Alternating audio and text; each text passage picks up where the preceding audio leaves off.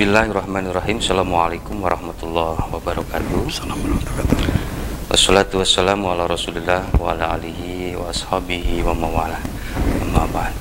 Pemirsa Bandung TV, apa kabar semuanya? Mudah-mudahan dalam keadaan sehat walafiat, tidak kekurangan sesuatu pun. Bagi yang sedang diuji sakit, bagi sedang diuji kepayahan, mudah-mudahan Allah angkat penyakitnya dan bisa menjadi hikmah bagi semuanya. Alhamdulillah, embun pagi tanggal 8 Juni 2022 hadir kembali di tengah-tengah kita. Insya Allah guru kita yang sudah hadir siap memberikan tausiah yang sejuk, tausiah yang bisa membuat kita menjadi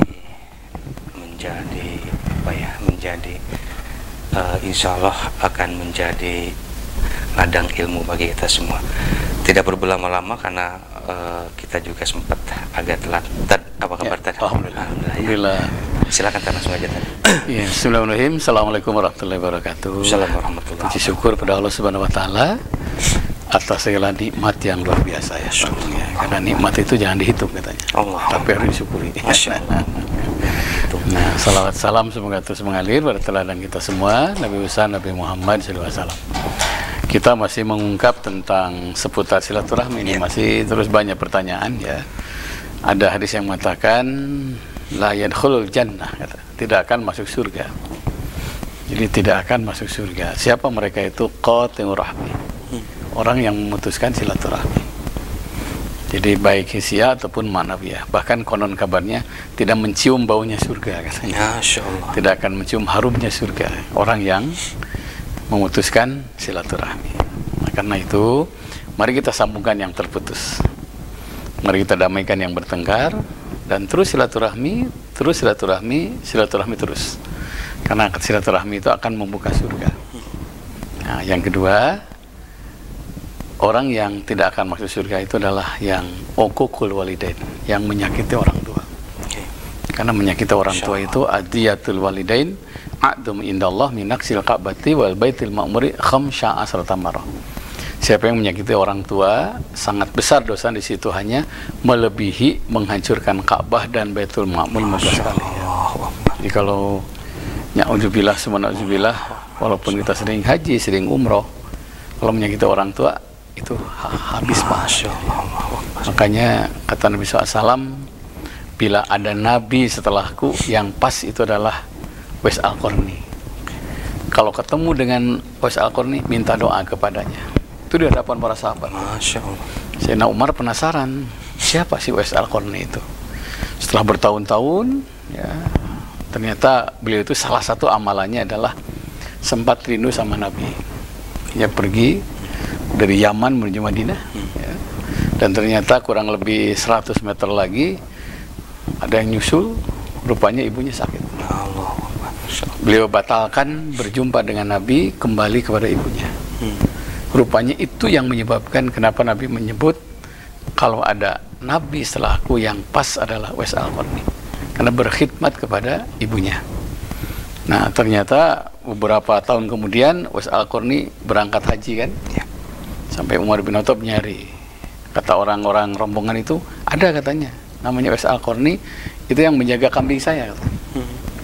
Rupanya beliau menangguhkan haji karena menyayangi ibunya. Saya tidak berangkat haji bukan tidak rindu sama haji, karena ayah ibu saya masih sakit. Sekarang ibu saya sudah wafat katanya. Jadi saya berangkat haji, itu pun biaya saya gunakan sambil buburuh mengembala kambing. Dan konon kabarnya Uwais Al-Qarni tidak putus tahajud, tidak putus sholat witir, tidak putus sholat duha. Nah, salah satunya adalah beliau berjumpa dengan Nabi demi berkhidmat kepada ibunya.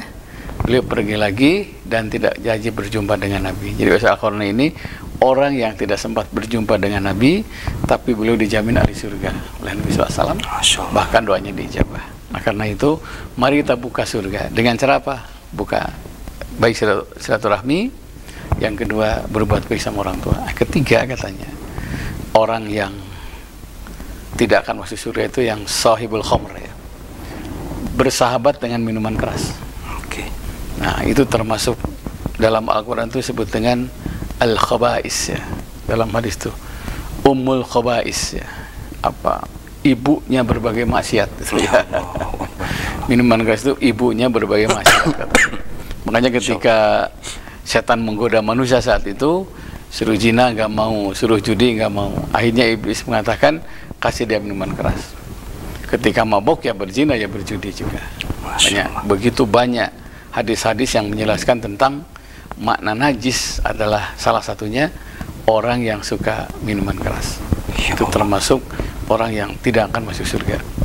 Nah, kecuali kalau tobat ya. Kalau tobat ya insya Allah dimaafkan dosanya dan ujungnya husnul khotimah. Nah, yang terakhir, orang yang tidak akan masuk surga itu adalah yang dalam hadis diungkapkan, surga akan tertutup kepada orang yang suka mencuri, dan dia tidak mengembalikan yang dia curi itu. Allah. Nah, bahkan dalam hadis itu apabila ada yang meninggal dunia, dia punya utang, sebaiknya waris itu ditutup dulu utang-utangnya. Sisa dari utang baru dibagikan waris.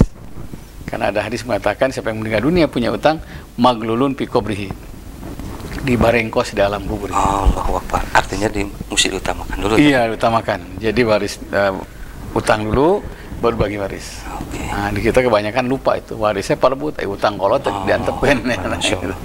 Baik. Yeah.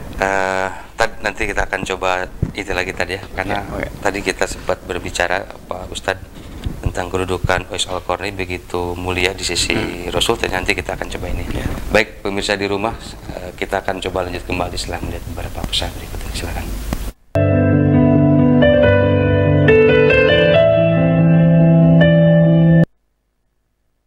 Pemirsa di rumah, kita lanjut lagi di Embun Pagi Islam Memberi Solusi. Sebelum kita lanjut lagi, kita lupa kami ingatkan bahwa pemirsa di rumah bisa line interaktif ke nomor kami di 0227142114 atau di line WA-nya Pak Ustadz 08122116740. Pemirsa di rumah bisa menghubungi beliau di setiap saat nanti, tentu dengan kesempatan beliau sedang ada waktu luang nanti akan bisa memberi jawaban. Tadi sempat kita iniin fenomena Uwais Al-Qarni yang begitu mulia di sisi Rasul sampai para sahabat dan menanyakan siapakah Uwais Al-Qarni ini. Apa sebenarnya amalan yang beliau Uwais Al-Qarni ini sehingga menjadi begitu mulia, bahkan para sahabat pun sampai terheran-heran gitu tadi. Iya. Uwais Al-Qarni ini seorang sahabat yang tidak dikenal di para sahabat, tapi dikenal oleh Nabi. Tidak populer di bumi, tapi di langit populer. Nah, itu luar biasa ya. Nah, satu karena birrul walidain, memuliakan orang tuanya. Dan itu ternyata hadis-hadis sangat banyak ya. Bahkan konon kabarnya Allah itu tidak pernah tersenyum kecuali ada hamba Allah yang menggembirakan orang tuanya. Jadi ketika kita membahagiakan orang tua, maka Allah akan tersenyum kepada kita dan langsung diceritakan kepada para malaikat, nun jauh di sana ada si fulan sedang membahagiakan orang tuanya. Itu yang disebut dalam hadis itu, keriduan Allah itu tergantung kepada keriduan orang tua. Makanya apapun alasannya, orang tua itu harus dihormati. Bahkan dalam hadis diungkapkan, ada seorang sahabat gendong ibunya ya dari Madinah ke Mekah, jadi 490 kilo lah, setengah pulau Jawa. Ya, Mekah itu kan baka ya, buku bakan, artinya berdesak-desakan. Nah, setelah itu digendong ibunya, tawaf sa'i, pulang haji gendong lagi. Ya Rasulullah, saya dulu digendong ayah ibu saya, sekarang saya bayar ibu saya gendong. Dari Mekah Madinah, Madinah Mekah, jumroh, pulang haji gendong lagi. Terbayar jasa ayah ibu saya? Kata Nabi tidak. Masya Allah. Kulitmu kamu sisir dari ujung kepala sampai ujung kaki, kau berikan pada ayah ibumu, kulitmu habis, jasa ayah ibumu belum terbayar. Bahkan konon kabarnya, selama orang itu baik sama orang tua, walaupun belum sholat, Allah kasih kebahagiaan. Walaupun belum sholat ya, apalagi ya baik sama orang tua juga melaksanakan sholat. Yang kedua, Nabi SAW pernah waktu itu mau perang ya, so gini-gini terus ya, beliau karena tidak pernah berbicara keselibing oleh wahyu mungkin ya, ada bisikan pasukan masih kurang katanya, karena jumlah musuh lebih banyak. Hanya Rasul berdiri, siapa di antara bapak ibu yang masih ada anak-anak untuk ikut berperang. Nah, datang seorang pemuda kan yang wah secara fisik meyakinkan, saya Rasulullah. Ya Nabi paham siapa orang ini mungkin ya. Ayah ibu masih ada, pulang. Berbuat baik dulu sama orang tua. Jadi ternyata perang jihad bisa bilang itu penting, tapi bukan berarti lupa sama orang tua. Allahu Akbar. Itu mau perang, itu mau benar-benar perang. Gitu. Makanya ada hadis yang mengatakan jihad itu adalah innama jihad man ala walidayhi. Sesungguhnya jihad itu berbuat yang terbaik untuk kedua orang tua. Itu jihad. Bukan meledakkan bom, salah itu. Persembahkan yang terbaik. Dalam 10 tahun terakhir atau 20 tahun terakhir itu ada sempalan-sempalan yang fenomena hijrah, fenomena jihad gitu tuh ya, sampai melupakan orang tua atau sampai melupakan ya banyak hal yang lebih utama. Jadi seolah-olah menjadi jihad itu adalah sesuatu yang memang bisa menjadi bisa menjadi harus diutamakan gitu. Nah ini gimana dulu kan sempat ada kayak gitu. Ini kan kadang-kadang suka menjadi salah tafsir termasuk di masyarakat luas kita kan. Jadi gini, begitu penting perang, tapi bukan berarti melupakan orang tua. Itu satu ya. Yang kedua, coba lihat dalam Al-Quran itu atiullah wa atiur rasul wa ulil alami minkum. Taati Allah, Rasul dan pemerintahan. Itu kalau bicara tentang berbicara tentang taat ya. Allah, Rasul, pemerintahan. Tapi kalau bicara terima kasih, anishkurli wali walidayka, bersyukurlah kepada Allah dan kepada kedua orang tua. Rasul aja kalah itu. Rasul kalah itu. Pemerintahan kalah. Ini sekaligus meluruskan nih. Masih banyak adik-adik yang ikut sempalan sampai lupa orang tuanya, bahkan boleh mencuri barang orang tuanya. Saya pernah menemukan tiba-tiba seorang ibu berliannya hilang ya, dengan harga ratusan juta. Curiganya ke tuyul kan? Ya untung tuyulnya tengamuk. Saya bilang, ibu jangan dulu curiga, coba di rumah ada siapa? Ada cucu lah, cucu kesayangan saya katanya. Akhirnya sekarang kemana? Ya itulah Ustadz kadang-kadang. Dia pergi udah 3 hari. Nanti pas pulang saya bilang temui. Pas pulang saya telepon, saya sumpah dengan Quran. Akhirnya dia nangis. Rupanya dia ngambil barang itu dijual dengan cukup murah demi kelompoknya. Itu nggak mungkin. Islam tuh begitu. Masa Islam mencuri boleh kan? Masa Islam boleh mencuri barang orang tua? Masa Islam boleh mencuri celeng masjid gitu ya? Nah, Islam itu tidak seperti itu. Makanya jihad adalah innama jihad man ala waliday. Sesungguhnya jihad itu berbuat yang terbaik untuk orang tua. Sudah rumah tangga, persembahan terbaik. Sedang sekolah, persembahan terbaik. Saya waktu sekolah itu gimana supaya beban orang tua ini minimal berkurang ya. Gimana supaya dapat beasiswa? Kenapa? Mengurangi beban orang tua itu katanya Allah akan berikan kebahagiaan yang lebih daripada mengurangi beban orang tua. Itu kan lebih itu.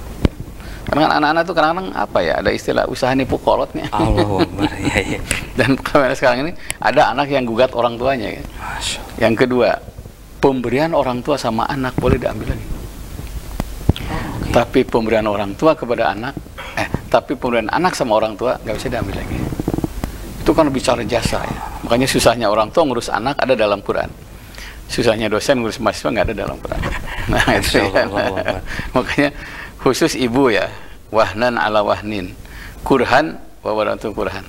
Tapi kepemimpinan bapak dalam Quran ada. Makanya anak tuh katanya bapak modalnya, ibu modelnya. Gitu ya. Jadi bapak ngasih modal, modelnya ibu. Jadi anak itu perpaduan antara modal dan model. Luar biasa ya. Jadi tentu kan kan ibu sebagai model pasti menjadi lebih banyak di rumah atau lebih banyak ini gitu. Jadi juga tentu permodelan ibu ini selalu menjadi percontohan yang luar biasa tadi, karena juga tokoh-tokoh besar yang lain-lain juga dari karena lingkungan itu tadi. Makanya ketika Nabi ditinggal Siti Khadijah coba diganti oleh 9 wanita. Ya mungkin bahasa saya tuh 9, tapi tetap Rasulnya sama Siti Khadijah. Emang beda tadi ya? Beda. Kapasitas yang lain-lain juga beda ya. Jadi orang solihah itu katanya 1:9. Bahkan belum tentu, mungkin 1:20. Karena kalau bicara jasa, pastilah orang itu akan terngiang karena kebaikannya. Sampai ada hadis yang mengatakan ketika datang Siti Aisyah, Rasul manggil itu Khadijah lagi kan? Sampai Siti Aisyah itu cemburu ya, bila daun kurma ditempelkan ke dadaku, kering daun kurma ini karena panasnya dadaku dipanggil Khadijah oleh Nabi. Itu cemburu itu begitu ya. Sampai Rasul mengatakan, sayangmu kepadaku tidak seperti sayang almarhumah kepadaku. Pengorbananmu kepadaku tidak sebesar pengorbanan Khadijah kepadaku. Satu saat Rasul pulang dakwah, biasanya ada asap kan, lagi masak. Ternyata tidak ada asap. Rasul kaget, kedapatan Siti Khadijah sedang nangis ya. Rasul memeluknya, apakah kau menangis karena hartamu yang saya habiskan demi Islam? Nah, kata Siti Khadijah, wallah, demi Allah ya Rasulullah, saya menangis bukan karena itu, tapi saya menangis karena ingin berkorban lebih daripada itu. Dan jangan lupa, sepertiga Mekah itu punya Khadijah. Ini makanya ya beda dengan istri kita lah. Merek kan dulu roge ngecebrek na beakarap. Padahal untuk kepentingan Islam. Nah, saya nangis karena ingin berkorban lebih daripada itu. Rasul memperlihatkan telapak tangan dan tergambar 4 wanita ahli surga ya di situ. Siti Khadijah, Siti Maryam, Siti Asiyah, dan Siti Masyitah. Itu termasuk para penghuni surga dari kalangan wanita. Makanya ibu-ibu ya, saya termasuk bersyukur kalau kita punya istri salihah. Karena modelnya itu al-ummu madrasatul ula. Ibu itu sekolah pertama untuk anak-anak. Kalau anak-anak soleh semuanya, yang duluan ke surga itu ibunya. Kalau bapak ditanya dulu masalah nafkah. Gimana kalau ibu cari nafkah? Kebaikan. Tapi kalau bapak cari nafkah, kewajiban. Saya sempat udah lama sih ya mendengar ini, tentu bisa dikoreksi gitu tadi. Kesolehan satu perempuan itu bisa mengalahkan 1000 ulama katanya. Nah ini gimana tadi korelasinya sampai sedemikian dahsyatnya? Jadi kalau kita lihat ya, tiang negara itu Pak, wanita salihah. Tiang negara itu wanita salihah. Kalau ulama itu warasatul anbiya, pewaris para nabi. Makanya orang itu sukses atau tidak tergantung sikap kepada istrinya. Begitu istrinya disakiti, itu jangan lupa, itu pintu kehancuran. Makanya hadis mengatakan al-khiyanatu tajul maut. Khianat kepada pasangan bisa berujung kematian atau kemelaratan. Nah, ada hadis yang mengatakan salihahnya dunia ini penuh dengan perhiasan. Coba perhiasan, kalau kita di Bandung aja lah, kalau udah masuk kemana lihat rumput sintetis ya, bagus banget. Banyak sekali keindahan. Banyak sekali keindahan. Tapi kata Nabi, sebaik-baik perhiasan adalah wanita salihah. Allahu Akbar. Ada hiasan. Jadi nggak usah iri. Oh, dia punya mobil, dia punya rumah besar. Kalau istrinya tidak salih, tidak salihah, itu tidak ada artinya. Jadi wanita salihah itu sebaik-baik perhiasan yang terbaik dibandingkan perhiasan dunia. Dan bahkan mungkin juga karakteristik solehah itu juga tidak identik dengan hablum minallah. Betul. Terlihat sholatnya, terlihat yang lainnya.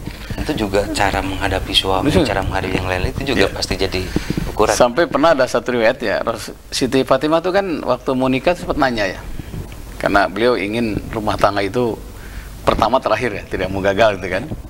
Ya Rasul, siapa sih wanita yang duluan masuk surga gitu kan? Kata Nabi, Siti Muti'ah. Kaget Siti Fatimah, kenapa tidak Siti Khadijah gitu kan? Kenapa tidak Siti Maryam? Di mana rumahnya? Engkau cari sendirilah. Nanti kalau sudah tahu di mana dan sudah tahu amalannya, ngasih tahu bapak. Cari. Rumahnya cukup sederhana. Ya. Ternyata begitu masuk ada hawu lah, hawu, ada kayu bakar gitu. Jadi api itu tidak besar, tidak kecil, nyala terus. Ini api untuk apa? Aku haramkan suamiku makan kecuali yang telah aku hangatkan. Nah itu coba, menghangatkan makanan. Dahsyat banget ya ini. Itu padahal sederhana. Dan ini kisah nyata sebenarnya. Kisah nyata ya. Bukan rekaan, bukan fiksi, bukan yang. Ya, jadi sederhana tapi mempesona itu kan bahasanya itu. Nah, terus, oh gitu ya, saya haramkan suamiku makan kecuali setelah aku hangatkan makanan. Nah, setelah itu beliau, di mana tempat tidurnya? Bersih tempat tidurnya. Kata Siti Muti'ah, saya haramkan aku bangun keluar dari kamar sebelum aku bereskan tempat tidur. Jadi amalan kedua, beres tempat tidur. Gitu. Nah, karena ya ini orangnya ini tuh ya kadang-kadang. Nah, masih juga penasaran. Suaminya pulang kan, Assalamualaikum, Waalaikumsalam warahmatullahi wabarakatuh. Begitu santun itu hormatnya. Dia hari ini hanya bisa ngasih nafkah seperti ini. simpan, cium tangannya sampai, oh makasih katanya.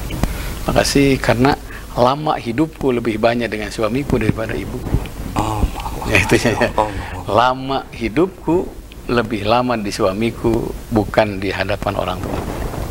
Dan ibuku berpesan, kalau ingin masuk surga, hormati, apresiasi kepada suami, berapapun penghasilan. Dan saya lihat ibu-ibu yang hormat sama suami, hidupnya tenang ya. Karena dia menjadi kelandang pahala. Sampai ada seorang ibu mengatakan gini, Ustaz katanya, lebih baik suami ada sampai sakit daripada suami sudah meninggal. Sampai gitu. Sakit suami tapi ada, kita bisa ladang amal soleh di situ. Bisa mandikan, bisa nyuapin, bisa nyelimutin, bisa ngerokin segala macam gitu ya. Sesempat merenung, oh ternyata suami itu ladang pahala. Surga itu ada di rumah, bukan di kantor. Baiti janati itu. Baik, pemirsa di rumah, ini saya merinding sekali ini mendengar banyak sekali kisah-kisah yang bisa menggetarkan kita semua ya. Nanti kita akan coba lanjut lah. Baik pemirsa di rumah, ini semakin menarik, masih ada 2 segmen ke depan. Kita akan lanjut setelah melihat beberapa pesan dari silakan.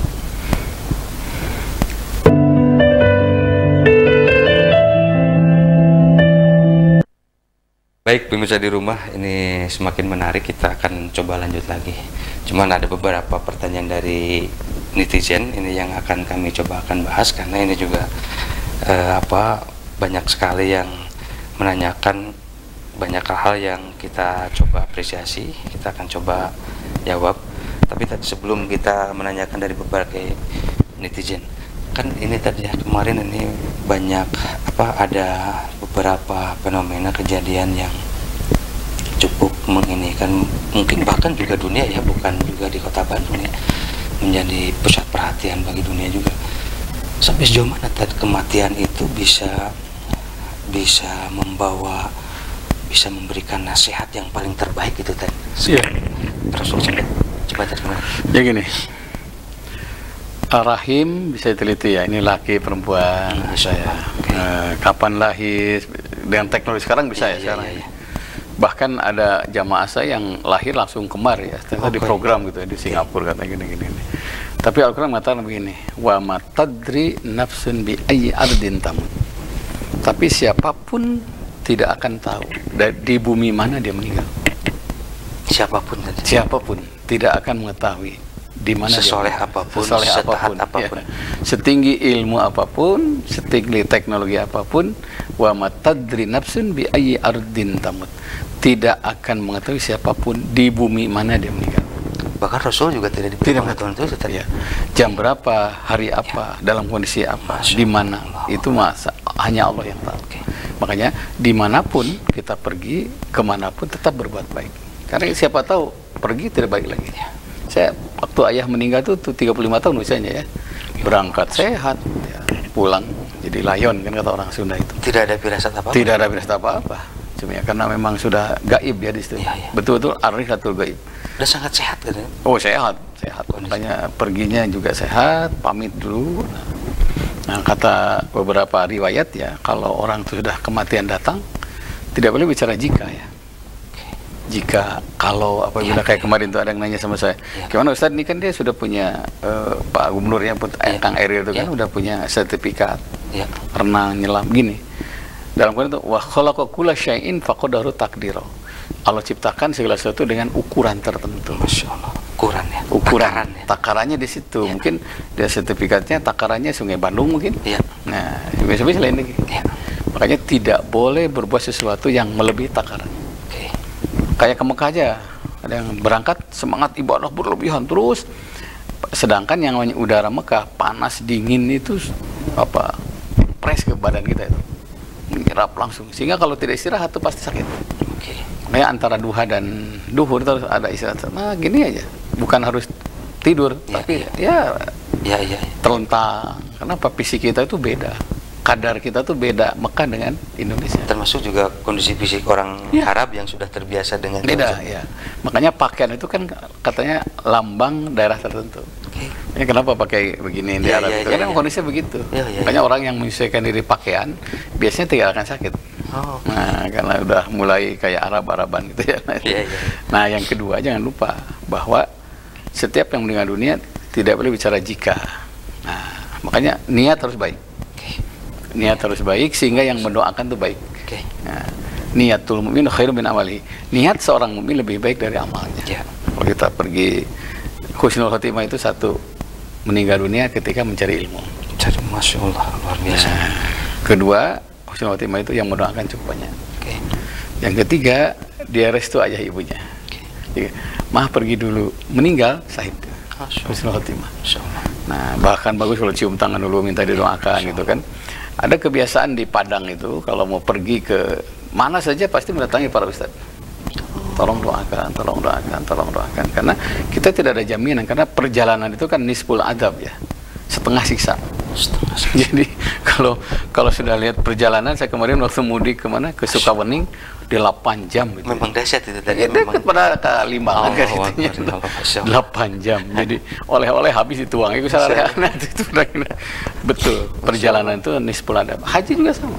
Jangan dikira tenang ya, kalau naik pesawat duduk. Kalau di darat kan nempel ke. Kalau di atas kalau lewat Kolombo tuh gitu. Makanya saat itulah yang beri azab, yang beri siksa adalah Allah. Maka saat itulah kita harus banyak menyebut Allah. Dan betul ya, kalau menyebut Allah itu akan mendatangkan ketenangan. Betul, itu. Waktu saya pernah pas pulang itu ketawa di belakang itu, ya teman-teman TKW itu. Ada doa, Neng, saya bilang gitu, pas turut gitu, pada nangis lu, Pak Ustadz kan gini, makanya cing mereka paeh mana ingat perkara gitu-gitunya itu, diingatkan itu. Makanya selama kita ingat sama Allah, pasti Allah akan hadir dengan kita. Fazkuruni azkurkum. Ingatlah Allah, pasti Allah ingat kepada kita. Minimal bismillahirrahmanirrahim. Minimal itu. Bismillah. Perginya itu. Jadi wa matadri nafsin bi ayyi ardin tamut. Dan siapapun tidak mengetahui di bumi mana dia meninggal dunia. Siapapun. Siapapun. Itu surat Luqman ayat 34. Ya. Aduh, luar biasa nih. Artinya juga Ananda Eril itu insya Allah sahid tadi. Oh iya, karena sahid. Memang pertama juga cari ilmu, kemudian juga itu orang tua. Kepergiannya bukan kepergian liar kan? Dan itu disaksikan pula dengan orang tua dan kerabatnya. Bahkan dalam hadis Bukhari kan itu, yang sahid fisabilillah itu kan satu, yang kena banjir, tenggelam, melahirkan, kebakaran, itu termasuk sahid. Itu sahid fisabilillah. Kalau sudah sahid fisabilillah, dengan setan dia tidak melakukan salat, laki Allah, dia akan berjumpa dengan Allah. Walam yakun bainahu baina ila dari tanubah. Tidak ada perbedaan antara Nabi dengan anak ini kecuali 1 derajat. Jadi nggak usah khawatir. Memang secara khusus orang soleh meninggal nggak usah khawatir. Yang dikhawatirkan tuh keluarganya. Siap nggak ditinggalkan oleh orang soleh itu? Karena kalau orang pinter banyak. Anu soleh nih saya. Allah Masya Allah, luar biasa sekali. Baik, Tad, kita akan coba banyak netizen yang mulai menanyakan ini. Kami sudah merangkum di 021 di 271 nih. Nah ini tadi, bagaimana cara menggapai kematian menjadi husnul khotimah tadi? Karena ini juga yang menjadi lumayan banyak pertanyaan.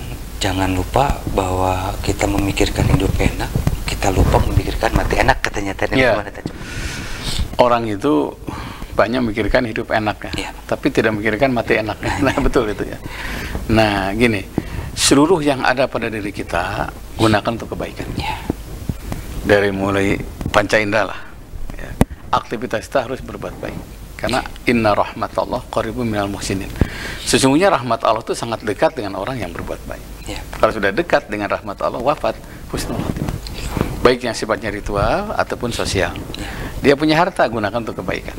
Dia punya kedudukan, gunakan untuk kebaikan.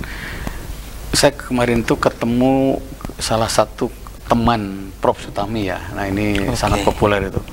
Beliau Menteri PU yang bikin Jabodetabek kalau nggak salah ya. Sangat miskin banget tadi. Waduh tuh. Emang terakhir tuh bahkan listrik aja nggak bisa bayar katanya. Allahu Akbar. Tapi abadi namanya Prof Sutami itu. Terus cerita, itu menteri satu yang tidak miskin. Berarti tidak ada penyelewengan itu. Dikenang kebaikannya. Itu ciri husnul khotimah. Orangnya sudah tidak ada, tapi dikenang kebaikannya. Nah kalau dikenang tidak baik itu husnul khotimah. Allah Akbar. Satu. Yang kedua, jangan lupa, jadilah orang yang pemaaf. Katanya orang yang memberi dan meminta maaf wafat husnul khotimah. Jangankan dengan luas ya, baru 3 saja, istrinya memaafkan, suaminya memaafkan, anaknya, keluarganya husnul khotimah. apalagi kalau semua memaafkan. Dan biasanya kan pasti memaafkan ya. Nah, memaafkan itu tidak identik dengan bersalaman ya. Dia menyolatkan itu sama dengan memaafkan, menyolatkan itu. Nah, yang ketiga jangan lupa kalau lihat hadis Nabi tidak meninggalkan salat. Karena bihasbil mu'min minasyaqai wal khaybah. Ciri mundurnya iman di suatu tempat wal khaybah. Dan akan diberikan khaybah. Khaybah itu su'ul khatimah. Khaybah itu kesulitan hidup. Khaybah itu bisa sial. Nah, sekarang kan orang tuh lagi sial sekarang sih. Luar biasa ini benar. Dari berbagai ini ya. Wah, dari berbagai segi itu. Allahu Akbar. Semua itu, waduh, masya Allah ya. Nah, penyebab sial itu ayas ma'al muadzin yusuf bis sholah palujibu, kedengaran suara adzan tapi tidak tertarik berjamaah sholat. Masya Allah. Hari-hari kata orang Sunda. Makanya kenapa ada sholat di atas kendaraan? Nah, saya sering sholat di atas mobil ya. Kalau tak ada waktu sholat lagi. Kalau itu niat menghormati. Kenapa? Di jalan kita nggak ada jaminan nyampe ke rumah kan. Kalau dia sudah sholat kan tidak punya utang. Nah, karena itu minimal sholat itu gugurkan kewajiban. Nah, apalagi kalau sudah kebutuhan ya. Hanya bedanya katanya kalau sholat menggugurkan kewajiban pasti cepat. Kalau kebutuhan pasti khusyuk. Dia mun gancang lah itu guys. Di samping guys ahlinya itu menggugurkan kewajiban. Karena sholat itu kebutuhan. Nah, berikutnya husnul khotimah juga. Ada riwayat mengatakan mau berbuat baik, ketika berbuat baik, selesai berbuat baik, meninggal husnul khotimah. Makanya jangan lupa dimanapun terus berbuat baik, dimanapun terus berbuat, karena husnul khotimahnya husnul amal, baik amalnya, dan panjang amal juga tadi. Panjang amal. Iya. Baik, ini ada lagi tadi ya. Ini di 829 ini. Bagaimana tadi kita selalu menghadirkan Allah dalam setiap kesempatan, dalam setiap kenikmatan dan juga kemelaratan, apalagi di zaman sekarang yang makin kesini makin situasi serba tidak pasti ya, serba tidak kondusif ya, dari mulai ya banyak hal. Coba tadi gimana tadi? Ya, gini. Menghadirkan selalu. Ihfajilah tajidu amamaka. Tadi Nabi ya. Peliharalah hubungan dengan Allah, pasti engkau akan merasakan hadirnya Allah. Insyaallah. Nah, hadirkan Allah dengan rutin duha, hadirkan Allah dengan rutin tahajud, hadirkan Allah dengan rutin baca Quran. Itu yang sifatnya ritual. Yang sosial juga sama. Peliharalah hubungan dengan Allah, pasti engkau akan merasakan hadirnya Allah. Ya, hadirkan Allah dengan bersedekah, hadirkan Allah dengan cara wakaf, hadirkan Allah dengan cara menyantuni. Nah, siapa yang rutin terus, maka dia akan merasakan hadirnya Allah. Pengamalan beragama, lahir pengalaman beragama.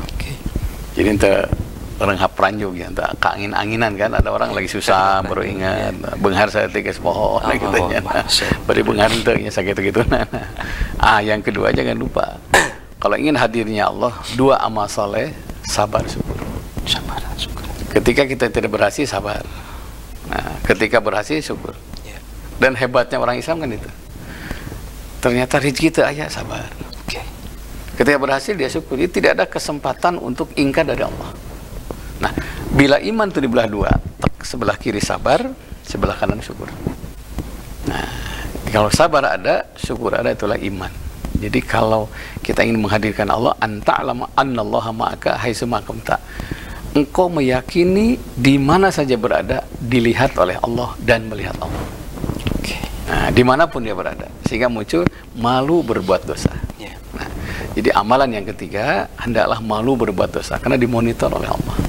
Dalam Quran itu, bila ada semut yang hitam di atas batu yang hitam, dalam keadaan gelap gulita.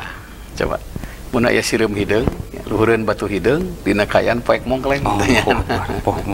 Ya'ti bihallah, Allah tuh tahu. Masya Allah. Kamu orang segede kieu ya. Jadi CCTV Allah tuh di mana-mana. Jadi selama orang itu tidak malu berbuat dosa, kita meragukan dia belum yakin adanya Allah. Nah, karena belum yakin adanya Allah, maka berbuat dosa terus. Jadi kenapa tidak berbuat dosa? Aduh, malu sama Allah. Makanya pernah kan ada satu riwayat, ada orang yang masuk surga itu salah satunya, di saat orang lain tidak dapat naungan, dia dapat naungan. Siapa mereka itu? Salah satunya seorang pemuda yang mau diajak berzina, tidak jadi karena takut oleh Allah. Saat itu ada satu ya punten komunitas perempuan nggak benar lah, terkenal cukup mahal. Nah, pemuda desa ini nabung Sebutlah sampai 3 tahun. Datang ke situ, saya mau berzina denganmu. Katanya 10 dinar. Oh enggak, sekarang udah naik katanya. Bensin aja udah naik katanya. Jadi setelah saya 10 tahun nabung katanya. Lihat pengorbanan itu, akhirnya si pelacur ini ngasih diskon juga. Jadi kemanusiaannya ada juga di sana. Tinggal melakukan, dia ingat nasihat ustadznya. Kau bisa berbohong sama siapapun, tapi Allah Maha melihat. Langsung gemetar, uang dikasihkan, dia loncat. Dikejar, kenapa kamu nggak jadi? Saya malu sama Allah. Apa yang terjadi? Si pelacur ini, maaf, dia merenung begitu yakin dengan Tuhannya. Jadi dia mempelajari Islam, masuk Islam. Nah, sudah tobat lah. Akhirnya dia berhutang budi pada si pemuda ini. Dia cari, karena dia pintu hidayah buat saya. Ternyata datang ke sana, itu rumahnya, kata, Assalamualaikum, langsung, jangan, kata, jangan. Saya sudah nggak mau berzina. Saya menikah denganmu sebagai tanda terima kasih, jangan, kata. Pastilah mas kawinnya mahal. Saya hanya minta surat Fatihah saja mas kawinnya. Jadi pemuda ini kaget, langsung pingsan, meninggal. Ya Allah, nggak senabung 10 tahunnya. Diam semua itu. Akhirnya semua ngumpul kan. Ini kenapa kok pingsan? Dia cerita. Saya dapat hidayah gara-gara perantara dia. Dia malu berbuat dosa dengan saya karena dia takut sama Allah. Tapi saya sudah berhutang budi kepadanya. Ada nggak adiknya katanya? Saudaranya ada. Ada saudaranya. Tapi cacat. Menggantungkan hidupnya sama almarhum. Jadi kakinya semua cacat. Hanya demi tanda terima kasih, nikahlah dengan saudaranya yang cacat itu, punya anak 5. Ya Allah. Dan ternyata 5-5-nya jadi Nabi dan Rasul. Jadi ada ya Nabi dan Rasul yang dulunya ibunya seperti itu. Makanya kalau sudah tobat pasti soleh anak itu. Makanya segera berbuat dosa, segera tobat, kasihan anak-anak. Nah, jadi itu awalnya apa? Malu berbuat dosa. Jadi kalau kita dimanapun berada, malu berbuat dosa, wafat husnul khotimah. Kunaon, oh, malu sama Allah. Dengar adhan, ini Allah yang manggil. Nah, ketika sedang kerja, ini Allah yang manggil. Man arafallah lam yakun ma'al khalqi. Orang yang sudah mengenal Allah, dia tidak akan betah dengan makhluknya. Masa kadang-kadang adhan sholat, kagak ada aku mancing, ya, sholat kagak ada aku catur, sholat jadi kata sholat hubungan dengan Allah, berarti sudah diragukan mengenal Allahnya. Begitu. Baik, ini luar biasa tadi. Masih ada satu segmen ke depan ini karena ada beberapa 3 pertanyaan, 4 pertanyaan lagi. Nanti kita akan coba lanjut setelah menjadi beberapa pesan dulu. Silakan.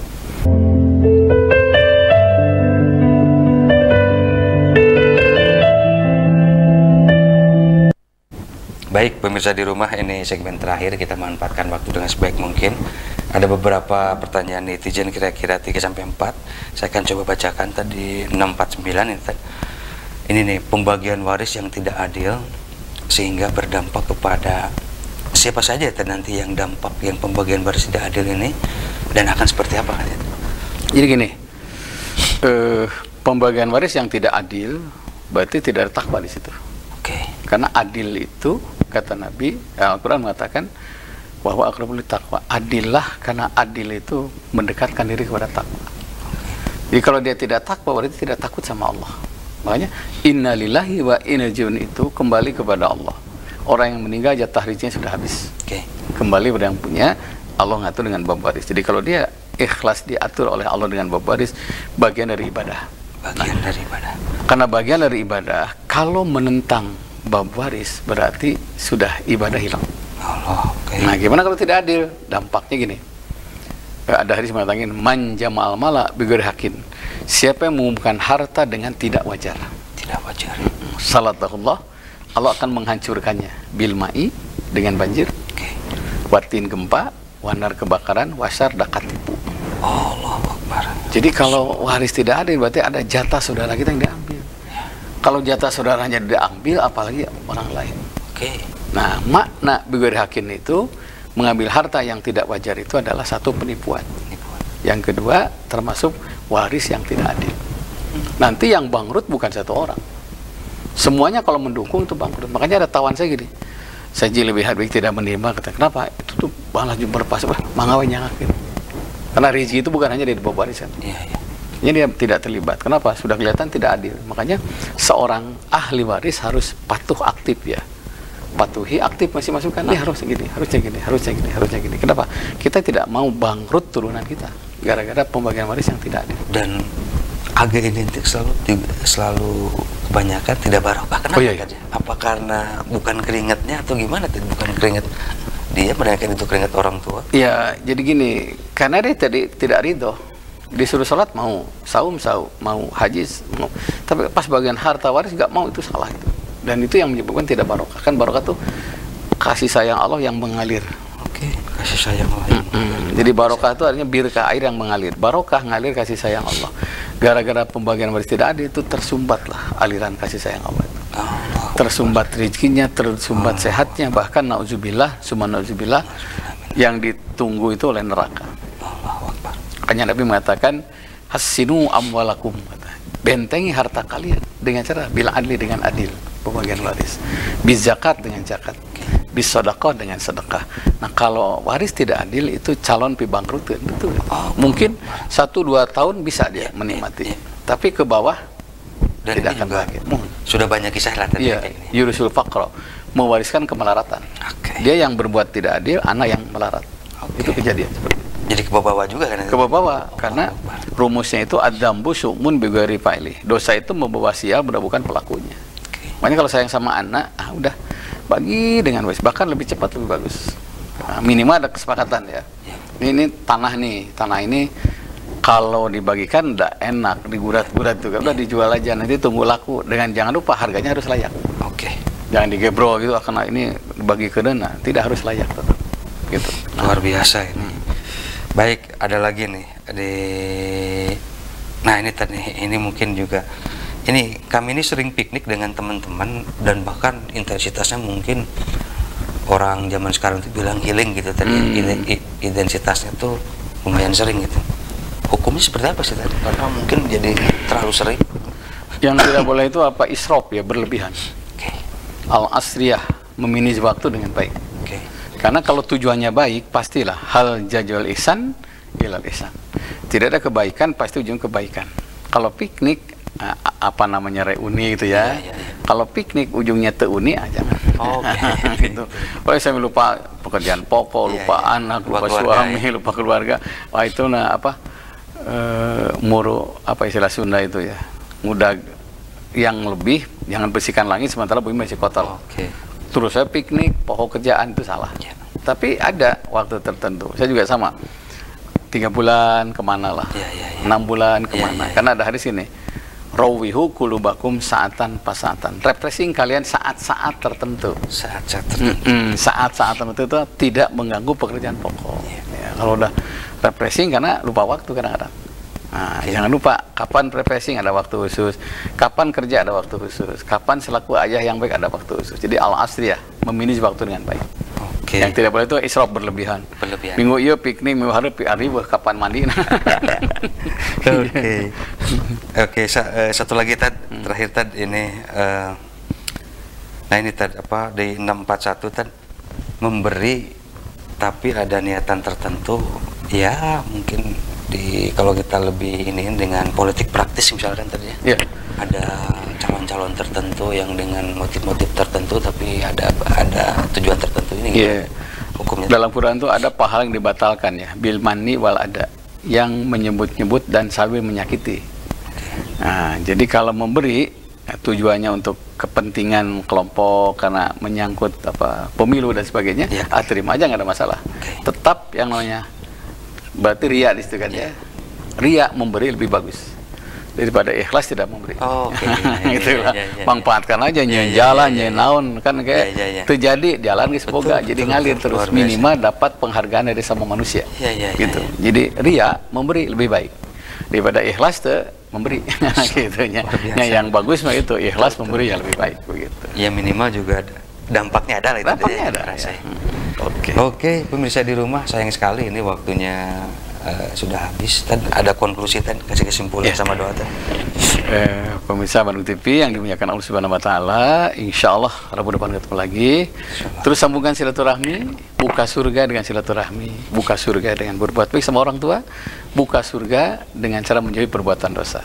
Dengan cara ini bila wafat insyaallah husnul khotimah. Yang ketiga, yang terakhir, yang kedua, jangan lupa ihfazilah tajidu amamaka. Peliharalah hubungan dengan Allah, pasti engkau akan merasakan hadirnya Allah. Ketika Allah hadir, kita wafatnya husnul khotimah. Semua kita berikan kemampuan untuk selalu istiqomah dalam berbuat baik. Bila ada hal yang baik, itu rahmat dari Allah. Kalau salah kata, ya kami manusia biasa, ada keterbatasan. Selamat berjuang. Assalamualaikum warahmatullahi wabarakatuh. Assalamualaikum warahmatullahi wabarakatuh. Baik pemirsa di rumah, ini mohon maaf banget. Insya Allah mudah-mudahan Rabu depan kalau ada umur, kalau ada waktu, kita bisa bertemu kembali dengan tema, dengan bahasan yang lain. Akhirul kalam, mohon maaf bila banyak kealfaan, banyak kesalahan. Tentu sebagai manusia biasa kita juga selalu banyak kesalahan. Wabillahi taufiq wal hidayah. Wassalamualaikum warahmatullahi wabarakatuh.